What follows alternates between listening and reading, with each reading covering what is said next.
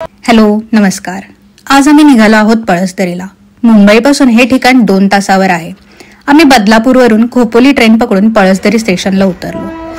पळसदरीला श्री स्वामी समर्थ महाराजांचा मठ आहे.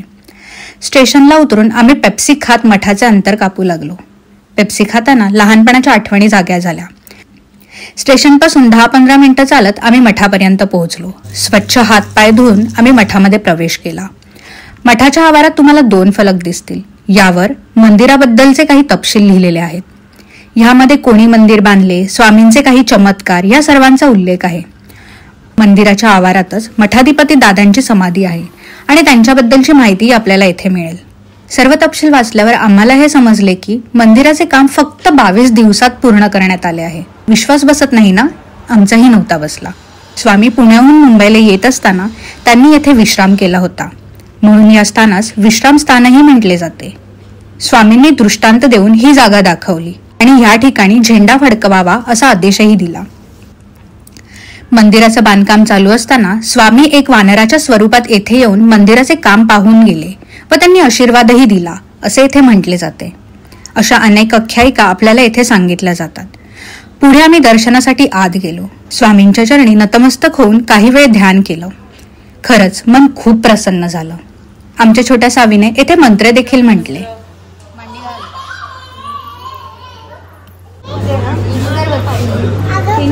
बाहेर येऊन थोडी शॉपिंग केली. तेव्हाही काही सावीबाईंचे प्रश्न संपत नव्हते. मठामध्ये महाप्रसादालय आहे. स्वामींची आणि अन्नपूर्णा देवीची सुरेख मूर्ती आपल्याला येथे दिसेल. येथे गुरुवारी 2 टाइम प्रसाद मिळतो, तर बाकीच्या दिवशी 1 टाइम महाप्रसादाचा आपल्याला आनंद घेता येईल. आता पुढचा टप्पा होता खोपोलीतील गगनगिरी महाराजांचा मठ. हा मठ म्हणजे निसर्ग आणि भक्तीचा एक सुंदर संगम आहे. स्टेशनपासून अवघ्या 10-15 मिनिटावर असल्यामुळे आम्ही येथेही चालतच गेलो. महाद्वारात आमचं स्वागत केलं या माकडांनी. महाद्वारावर वेगवेगळ्या देवींची सुरेख अशी प्रतिमा आपल्याला दिसेल. मठाच्या बाजूने पाताळगंगा वाहते. एका बाजूला खळखळणारा आवाज तर दुसऱ्या बाजूला भक्तीचा नाद. खरंच मन खूप प्रसन्न झालं. दर्शन घेऊन मठाच्या समोरील गार्डनमध्ये आम्ही बसलो. खूप गप्पा मारल्या, फोटोज काढले आणि निघालो परतीच्या प्रवासाला.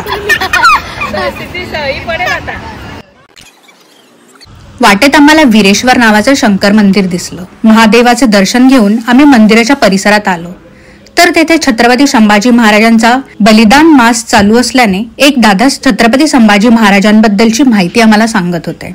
हे ऐकून असं आम्हाला वाटलं, खरंच आपल्या महाराजांनी किती काही करून ठेवलंय ना आपल्यासाठी. मनामध्ये कृतज्ञतेची भावना घेऊन आम्ही परतीच्या प्रवासाला निघालो. जर तुम्ही मुंबईच्या जवळपास एका दिवसाच्या ट्रिपचा विचार करत असाल तर हा प्लॅन एकदम परफेक्ट आहे. तुम्हाला आमचा ब्लॉग आवडला असेल तर नक्कीच लाईक, शेअर आणि कमेंट करा.